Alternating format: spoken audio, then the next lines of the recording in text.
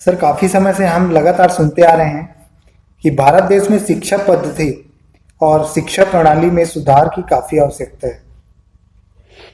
क्या पिछले कुछ वर्षों में यह सुधार कहीं देखने को मिला है? बदलाव देखने को तो जरूर मिला है, सुधार देखने को नहीं मिला। सुधार के लिए जरूरी है कि वाकई में सुधारा क्या जाना चाहिए, उसकी जानकारी होना। हम उसी इमारत में थोड़ा बहुत रिनोवेशन, मॉडर्नाइजेशन करते जा रहे हैं शिक्षा के क्षेत्र में, जो अंग्रेज देखे गए पिछले 150 वर्षों में। और जरूरत है एक पूरी की पूरी नई शिक्षा पद्धति जो भारतीय तासीर के हिसाब से हो, जो प्रकृति के हिसाब से हो, पूरी दुनिया अपना सके। उस पे चर्चा, विचार विमर्श थोड़ा जरूरी है कि आज शिक्षा यहां तक पहुंची है, शुरू कहां से हुई थी। आज भारत में काफी बार राम राज्य की चर्चा होती है और फिर नई शिक्षा पद्धति की। तो जब राम राज्य की बात हो रही तो राम के जमाने में कैसी शिक्षा थी, कृष्ण के जमाने में कैसी शिक्षा थी, बौद्ध, जीसस, पैगंबर साहब, नानक, इनके जमाने में शिक्षा कैसी थी, इसको भी थोड़ा देखना जरूरी है। 1860 का भारतीय सर्वे कहता है कि औसत भारतीय बच्चा यूरोप के एक औसत बच्चे से ज्यादा पढ़ा लिखा था।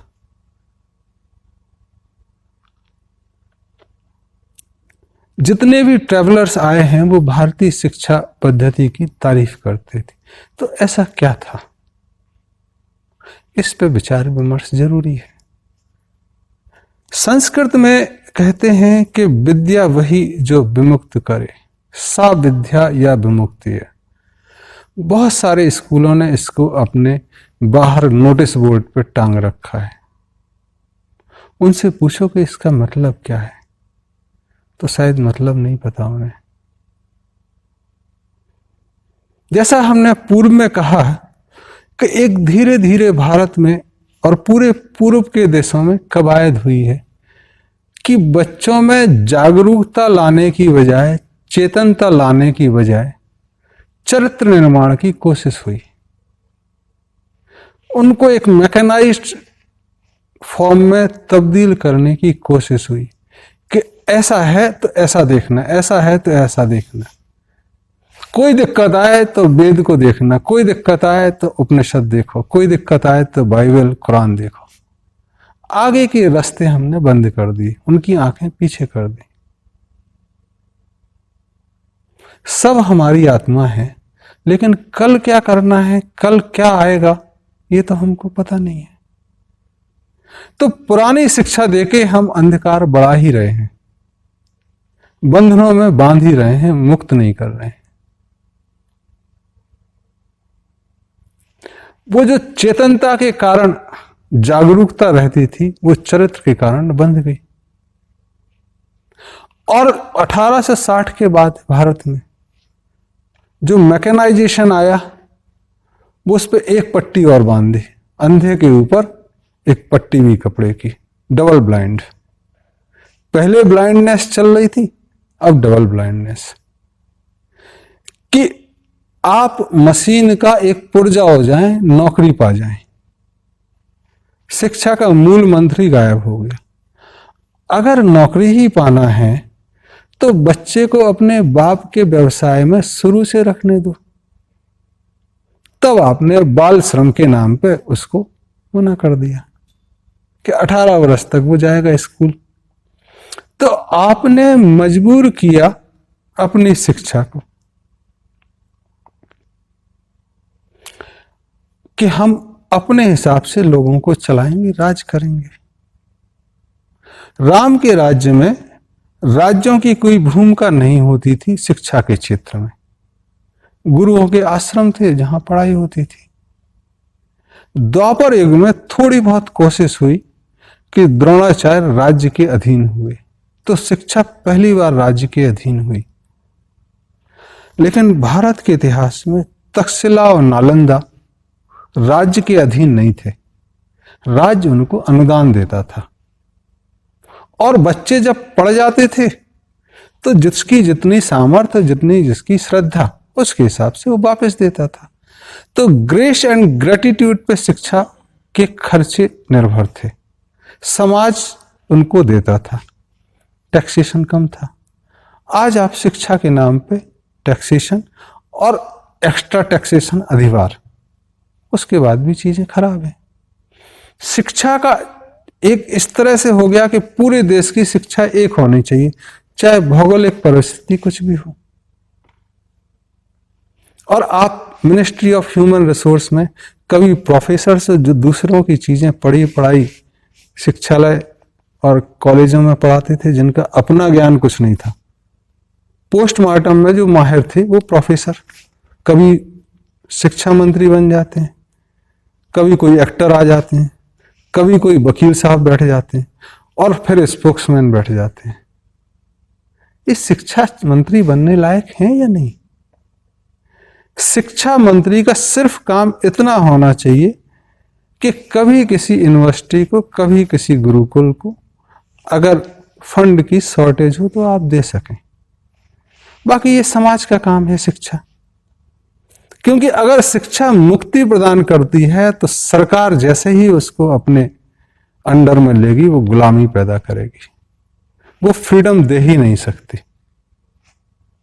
तब डेफिनेशन बदल जाती, तब आप चरित्र निर्माण करेंगे, एक टाइप फॉर्म करेंगे, मैकेनाइज बनाएंगे और ये स्वतंत्रता में परतंत्रता जारी रहेगी। फिर लोग परतंत्रता में जीते हुए बीमार पड़ेंगे, झगड़े होंगे, फिर कहोगे आपका देश आगे नहीं बढ़ता, समाज आगे नहीं बढ़ता। अगर पैसे से शिक्षा हो तो कभी ना कभी कोई ऐसा हो सकता है कि एकलव्य की तरह पीछे छूट जाए।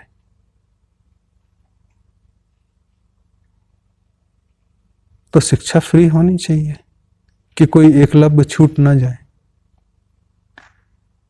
भारत में एक कहानी आती है कि एक यूनिवर्सिटी में एक लड़का गया और उससे गुरुजी ने पूछा कि क्या नाम है? बोले पढ़ना चाहता हूं। नाम क्या है? बोले जावाल। बोले बाप का नाम क्या है? बोले वो तो बताया नहीं माँ ने। तो बोले जाओ माँ से पूछ के आओ। और वो गया, माँ से पूछ के आया तो गुरुजी ने पूछा क्या नाम है? बोले माँ ने बताया कि वो एक वेश्या है, बहुत सारे ग्राहक आते हैं, बाप का नाम पता नहीं है। गुरुजी से कहते हैं ना, निवेदन है पढ़ा सकें तो अच्छा, नहीं तो छोड़ दें। गुरु ने कहा धन्य है वो माँ जो इतनी साहसी है, इतने ओपनली कह सकती है हम तुम्हें पढ़ाएंगे। और वो 20 बरस वहां पढ़ा। बच्चे घर जाते थे, वो घर भी नहीं जाता था, वहीं रहता था।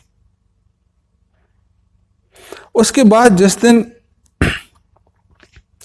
गुरु दक्षिणा का दिन आया, सब ने कुछ कुछ दिया और वो खाली हाथ, उदास।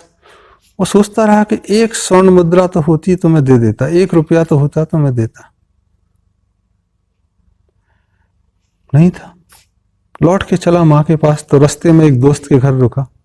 उसको उदास देख के उसके फादर ने पूछा दोस्त के, क्या बात है? बोले ऐसा ऐसा हुआ गुरुकुल में, हमारे पास कुछ था नहीं। तो बोले इसमें चिंता की क्या बात है, यहाँ का राजा देता है, जो पहला याचक उसके दरबार में जाएगा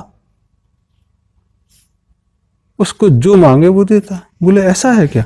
तुम्हें गुरुजी के लिए सिक्का मांगूंगा वो दे देंगे? बोले हाँ दे देंगे।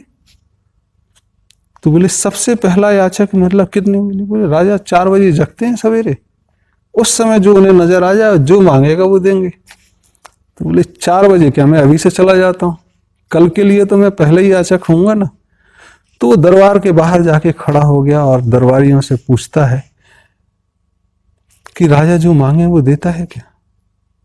बोले हाँ बेशक अभी तक थे। तो बोले तुम लोग क्यों नहीं मांगते हो? बोले हमको दिया हुआ मांगने की जरूरत क्या है, कर्म से कर रहे हैं हम, अपने कर्म की खा रहे हैं, भिखारी मांगने की जरूरत क्या है? बोले अच्छा ऐसा बात, तुम क्यों मांगने आए हो? नहीं, गुरु दक्षिणा देना है इसलिए मांगनी। अच्छा अच्छा ठीक। तो बोले ठीक है। तो बोले नंबर नोट कर लो, मैं पहला याचक हूँ। बोले वो रात 12 बजे के बाद होगा नोट। बोले तब भी मैं यहाँ बैठा हूँ। और वो लिखा तो घूमता रहा और बोला 1 सिक्का मांगूंगा। राजा तो जो मांगे वो देते हैं, तो मैं 2 मांग लूंगा। थोड़ा घूमता रहा, बोले 10 मांग लूंगा। फिर आया पहरेदार से पूछा वो देता है ना? हाँ, जो मांगे वो देगा। तो सवेरे आते आते तक उसने कहा कि पूरा खजाना मांग लूंगा। फिर उसको ध्यान आया कि राजा ने खजाना दे दिया और तलवार से मार दिया, तो मैं कुछ राज्य का हिस्सा और मांग लेता हूं। और जब सोच रहा था और सोचा उसने कि पूरा राज्य ही मांग लेता हूं, मैं गुरु के लिए ही तो मांग रहा हूं। इतने में दरवाजा खुला और राजा सामने प्रणाम किया। महाराज, सुना है आप पहले याचक को जो मांगे वो देते हैं, क्या ये सही है? तो राजा ने कहा कि हाँ देता हूं, लेकिन तुम याचक लग नहीं रहे हो। बोले मैं तो पूछ रहा हूं, तुम मांगो। बोले हाँ, तुम याचक नहीं लग रहे हो, ये पक्का है, बाकी तुम जो मांगोगे वो दूंगा, पक्का? बोले हाँ मांगो। तो उसने कहा कि मुझे आपका पूरा राज्य चाहिए, और इस वक्त के बाद आप महल के अंदर नहीं जाएंगे, आप बाहर जाएंगे। तो राजा ने कहा कि मुझे पता था कि आज कुछ अच्छा होने वाला है, धन्य है भाग। इस राज्य का बोझ संभालते संभालते 25 वर्ष होगा और मैं इंतजार कर रहा हूं कि कोई आए जो इसका बोझ संभाले। तो मेरे आज भाग्य उदय हो गए कि तुम मिले मुझे, ये संभालो और मैं चला। उसने कहा जिसको मैं प्राइज मान रहा था वो पनिशमेंट है यार, ये राजा के हिसाब से। उसने कहा थोड़ा रुको, शायद रात में सो नहीं पाया इसलिए कुछ गड़बड़ में मांग गया, मुझे थोड़ा विचार करने का वक्त दो। राजा ने कहा हाँ ठीक है। थोड़ा घूमता रहा और भाग गया वहां से। राजा ने कहा इसके पीछे भागो, और वो गुरुकुल गया और महाराज अपने गुरु को सारी कथा सुनाई। गुरु ने कहा कि तुम मेरे लिए मांग रहे थे? बोले हाँ गुरुजी, बट मैं समझ नहीं पा रहा हूं कि मैं राज्य दूं आपको या नहीं दूं। मैं तो कुछ भेंट देना चाहता था और वो राजा कह रहे हैं कि ये पनिशमेंट है। इतने में राजा के आदमी आए, राजा भी आए, और फिर गुरु के आशीर्वाद से वो राजा बना। 36 वर्ष उसने राज्य किया जावालिक। तो जरूरी नहीं है कि फीस पहले मिले तो ही गुरुकुल चलेगा, बाद में भी मिलता है और राज्य चल सकते हैं। तो ये जिम्मेदारी समाज के लेने की है। अगर समाज लेता तो आज इतने इंजीनियरिंग कॉलेज नहीं खुलते, आज इतने डिप्लोमा नहीं खुलते, आज ऐसी हालत नहीं होती कि पढ़ लिख के लोग बेरोजगार होते। बिना पढ़े बेरोजगारी क्या बुरी थी? इतना पैसा खर्च किया, लोन नहीं होता, ये फालतू के लफड़े नहीं होते। और शायद कुशलता, कार्य कौशल बाप के साथ सीखते तो 6 वर्ष से सीखते और काफी सीख जाते। शिक्षाओं में जो जल्दी जल्दी नर्सरी में KG1, KG2 प्राइमरी शिक्षा चाहिए क्यों है? Unanimity in expression and unanimity in understanding, समझ और अभिव्यक्ति में एक रूपता हो जिससे हम अपनी बात आपको कह सकें, इतना ही चाहिए। तो जल्दी स्कूल भेजने की जरूरत क्या है? 6 वर्ष तक वो माँ बाप के पास रहे, 6 से 12 वर्ष तक वो पास के स्कूल में रहे जहां वो बेसिक अंडरस्टैंडिंग सीखे। कहते हैं कि पहला गुरु माँ बाप और उसके बाद पास का स्कूल। तो 6 से 12 वर्ष जो जाए वहां लड़के लड़कियां एक साथ पढ़े, जो गुरुकुल हो। भारत में मंदिर, मस्जिद, गुरुद्वारा ये गुरुकुल होते थे। इसको क्रिश्चियनों ने लिया और एक हेल्थ को, चर्च इनको चलाते हैं, बट चर्च ने इसको कमर्शलाइज कर दिया और ये धंधा बना दिया कि इससे समाज में पेट बनाए जा सकते। तो मदरसों को तो टेरर क्रिएशन कर दिया, मंदिरों को डिफंड कर दिया और गुरुद्वारों को डिफंड कर दिया और चर्चों ने ले लिया। ये शिक्षा धार्मिक केंद्रों में होनी चाहिए, चर्च में भी हो, सद्गुरु, और बिना किसी भेदभाव के। 12 बरस के बाद जैसे ही ऑनसेट ऑफ प्यूबर्टी हो या टीनेज हो, लड़के लड़कियों की शिक्षा अलग होनी चाहिए। लड़कियों की घर के पास, लड़कों के थोड़ा दूर, और ये 18 बरस तक। उसके बाद स्ट्रीमलाइन शिक्षा जो गुरुकुल में ही हो, जहां सीखें। लड़कियां as a virtue of their structure and God providence घर के काम आसानी से कर सकते हैं, घर की सुरक्षा। तो इंटरनल जो भी है, इंक्लूडिंग सिक्योरिटी ऑफ कंट्री, वो गर्ल्स के हाथ में, लेडीज के हाथ में, और एक्सटर्नल जो भी है वो बॉयज के हाथ में, जेंट्स के हाथ में। ऐसी शिक्षा। जब मैरिजेबल एज हो तब सेक्स एजुकेशन, 22 बरस 20 बरस, या परिवार में कैसे रहना, ऐसी शिक्षा, ये शिक्षा हो। इस पे एक चर्चा जरूरी है। कम से कम सरकार को इससे हटना चाहिए। एक रीजनल बना सकते हैं, लोकल बना सकते हैं। आज के परिवेश में अगर देखें तो एक मेंबर पार्लियामेंट या 2-3 member of parliament basic education का स्ट्रक्चर बनाए, एक कमेटी हो जो चलाए। तब आप देखोगे कि ढीली public school, tight public school, bright public school सब बंद हो जाएंगे। एक अच्छे संस्थान बनेंगे, सस्ते भी होंगे, झगड़े भी नहीं होंगे। आपने स्कूल में कह दिया कि टीचर उसको डांट नहीं सकते, मार नहीं सकते। इंग्लैंड में हुआ ऐसा, और टीचरों को कॉन्ट्रैक्ट पर रख दिया। 1-2 जनरेशन खराब होगी तब इंग्लैंड को समझ में आ रहा है कि teacher can not be kept in contract. Teacher is not information centre के इंजीनियर बने और आप दूसरे इंजीनियर को पढ़ाने लगे। अनुभव की जरूरत है। उनको इतनी जरूरत है कि वो लड़कियों को ना छेड़ें स्कूल में। अगर उम्र कम होगी तो ऐसा हो सकता है। तो एक उम्र दराज अनुभवी व्यक्ति, कम से कम जिसने बच्चे पाले हों, वो टीचर बने। भारत में कहते थे जो संन्यास आश्रम में हो वो प्राचार्य बने, और जो वानप्रस्थ में हो वो टीचर बने, बाकी सब सपोर्टिंग स्टाफ। तो आज हम बुजुर्गों को खाली बैठा देते हैं। 60 साल बाद चेयरमैन रिटायर हो रहा है, ये हो रहा। आप उनको शिक्षा के क्षेत्र में ला सकते हैं। आर्मी से रिटायर हो रहा, डिसिप्लिन के लिए ला सकते हैं। तब चीजें ज्यादा अच्छी चलेंगी, पैसा भी कम लगेगा, बुजुर्गों को भी सम्मान मिलेगा, पैसे की होड़ कम होगी, और जो शिक्षा वाकई में शिक्षा है, मुक्ति दिलाएगा बंधनों से, चेतनता से नहीं, चरित्र से, मैकेनाइज्ड मशीनरी के एक्सटेंशन से नहीं, एक जागरूकता से। आपने आज सब तरफ व्यापार करने के लिए आज ये हो गया कि जहां पैसा है वहां कंपलसरी 7 डे ट्रेनिंग हो गई। मिनिस्ट्री ऑफ ह्यूमन रिसोर्सेज ने एक डायलॉग के सबको 7 दिन की ट्रेनिंग देनी चाहिए। तो बड़े बड़े जो धनी पब्लिक सेक्टर हैं उसमें एम्प्लॉयज को ट्रेनिंग दिए जा रहे हैं।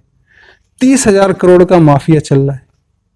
जो पब्लिक सेक्टर खराब हो गए सरकारी, वहां 1 दिन की ट्रेनिंग भी नहीं, दूसरी जगह मार।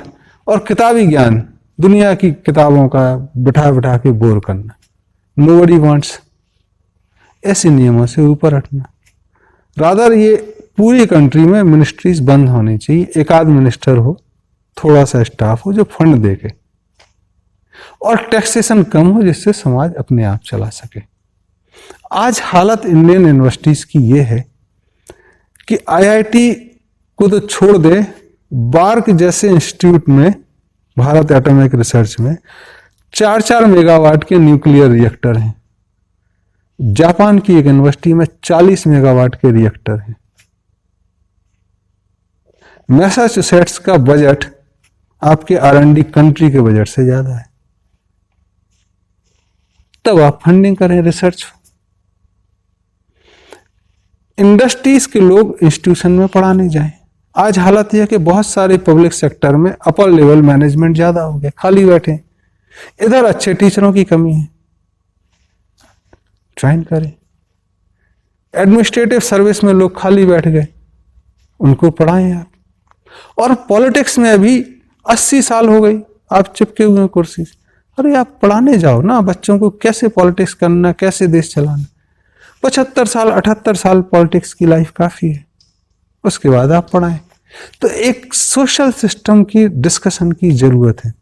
काफी कुछ हमने एजेंडा में दिया है जो आपने डिवाइन क्रेट में, एजुकेशन, स्पोर्ट्स, लैंग्वेज कैसी होनी चाहिए, सोशल डेवलपमेंट कैसा उसमें दिया है, और काफी चीजें जल्दी ही करने की जरूरत है अगर हमको सस्टेन करना है। आगे बढ़ने की तो बात दूसरी, क्योंकि आज युवाओं में इतना असंतोष है, रिजर्वेशन है उनको दिक्कत है, जिनका नहीं है उनको दिक्कत है। युवाओं को समझ ही नहीं आ रहा करना क्या है। उनकी बात तो छोड़ो, उनके माँ बाप को भी समझ में नहीं आ रहा करेंगे क्या यार।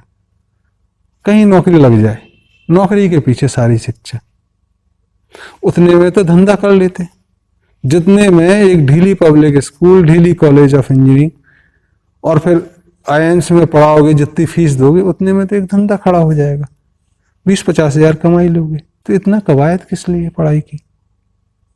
इस पे चर्चा जरूरी है, और एक बृहद चर्चा जरूरी है, देश के लिए बहुत जरूरी है। इस ब्लाइंडनेस से निकलना, वकीली से निकलना, एक स्वास्थ्य में पैसा, 3 चीजें जरूरी हैं अगर देश चलना है ढंग से। शिक्षा, स्वास्थ्य एवं न्याय फ्री होना चाहिए, और इस समाज होना चाहिए। अगर कोर्ट होना है तो एक कॉन्स्टिट्यूशनल कोर्ट के अलावा बाकी सब समाज के हाथ में। अस्पताल समाज के हाथ में, एक रिसर्च सेंटर आप बना सकते हैं जो सबको देखे। ये जरूरी है और बहुत जरूरी है इस पर चर्चा होना और क्रियान्वयन। Thank you very much.